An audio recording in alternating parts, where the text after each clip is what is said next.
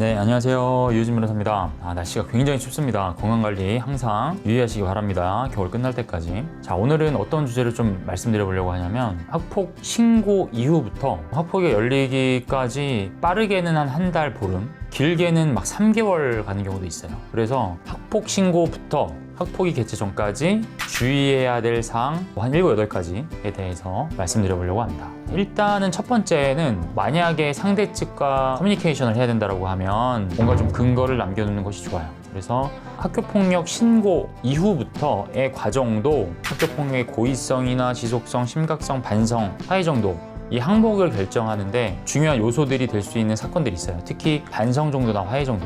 그렇기 때문에 문자나 카톡을 꼭 캡처해서 남겨두시고 만약에 전화를 해야 된다고 하면 녹음을 꼭 하시기 바랍니다. 그것도 중요한 자료가 될 수 있어서 그래요. 상대방의 동의를 구해야 하느냐? 아직까지는 우리나라 통신비밀보호법상 상대방의 동의를 구하지 않고 녹음을 해도 불법은 아닙니다.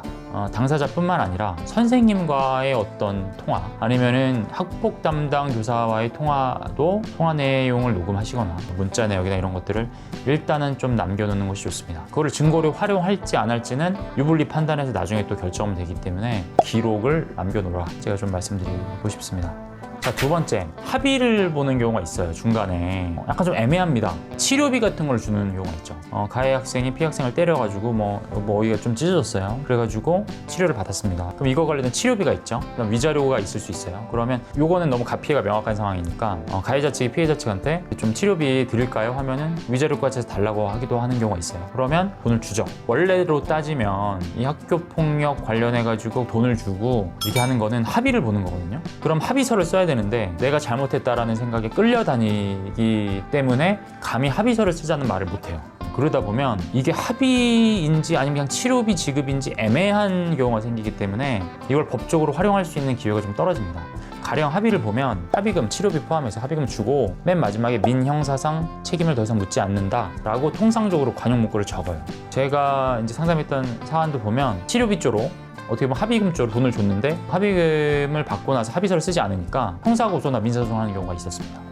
물론 이제 그 합의서 문구에 100% 구속이 되느냐 안 되느냐 이게 어떠한 고소권의 포기를 의미하느냐 안 하느냐는 조금 더 법적인 문제가 있을 수 있어요. 논쟁이 있을 수 있는데 돈을 주고도 이게 뭐로 인한 건지에 대해서 합의서나 이런 문건을 아무것도 만들어 놓지 않으니까 나중에 추가적인 법적 절차를 당하게 되는 그런 빌미가 될 수 있다.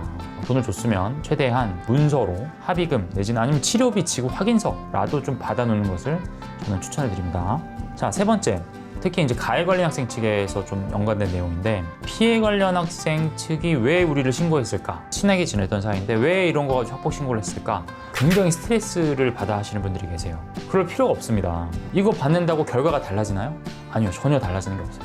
그렇기 때문에 그 행위의 동기에 대해서 알 수 없는 거잖아요. 상대 측이 왜 그런 행동을 하는지 그거에 대해서 그 원인을 분석하느라 스트레스를 받지 마시라 라는 거를 제가 또 좀 당부하고 싶습니다. 그다음 네 번째, 조금 연관된 건데 학폭 신고를 당했어요? 아니면 형사고소를 당했어요? 그러면 그 절차 내에서 우리가 할 수 있는 거를 담담히 진행하면 됩니다. 가령 피해자 입장에서는 나는 10대를 맞았다고 주장해요. 가해자 입장에서는 1대를 때렸어요. 그럼 이제 9대라는 갭이 있죠.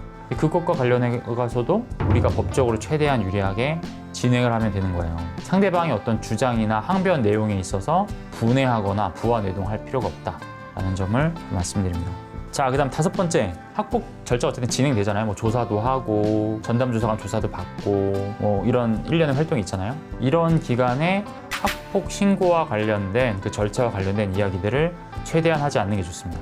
학생들도 하면 안 되고요. 주변 이웃들에게나 아니면 아는 학부모들에게도 우리가 지금 학폭 신고를 당했고 아니면 우리가 학폭 신고를 했고 이러이러한 절차가 진행되고 있어. 상대 측이 이러이러한 행동을 했어. 라는 식의 발언은 명예훼손이 될 여지가 있습니다. 그렇기 때문에 절대로 하시지 않는 것을 추천드립니다. 괜히 했다가 꼬투리 잡힐 수 있어요, 상대방에. 여섯 번째, 학교와는 좋은 관계를 유지하시는 게 좋습니다. 이 기간 동안 어쨌든 학교에서 조사도 하고 학폭 전담 조사관이 나와서 조사하는 장소도 학교고 소통하는 것도 학폭 담당 교사나 담임 교사예요. 그리고 학교에서 사안조사 보고서를 작성해서 교육청에 첨부하는데 그것도 상당히 의미 있는 자료가 됩니다. 근데 만약에 내가 학교와의 관계가 안 좋아버리면 좋은 내용이 나갈 리는 없죠. 물론 눈치를 보라는 건 아니에요. 학교 측에 요구할 거는 명확하게 요구를 해야 됩니다. 하지만 소위 얘기해서 진상 피우는 거 이런 거 좋지 않습니다. 학교 측이랑은 최대한 그래도 젠틀하게 좋은 관계를 유지하시는 편이 여러모로 유리합니다. 자, 마지막에 7번째. 이 기간 동안 상대 측과 접촉은 최대한 피하는 게 좋습니다. 피해자는 당연히 가해자가 싫을 테니까 피할 것이고, 가해자도 본인이 만약에 잘못을 했다라고 하면 괜히 그 앞에서 알짱거리거나 괜히 제가 학폭 신고했다라고 친구들한테 말하고 다닌다거나 아니면 계속 그 주변 앞에서 계속 놀러 간다, 다른 친구를 만난다는 명목으로 찾아간다거나 이런 행동은 하지 않는 게 좋습니다. 피해자들은 굉장히 위축돼 있거든요. 근데 가해자들이 재밌게 노는 모습만 봐도 마음이 아파요. 뭔가 나에게 2차 가해를 하는 듯한 느낌이 들기 마련입니다. 그렇기 때문에 본인이 어느 정도 사실관계를 인정하는 사안이라고 하면 학교에서도 너무 튀지 않게 조심하게 행동하는 편이 오히려 꼬투리를 잘 잡힙니다. 항상 상대 측을 좀 배려하고 최대한 접촉하지 않으려고 하고 도발하지 않으려고 하는 모습들이 꽤 중요합니다. 결과에도 당연히 영향이 있고요.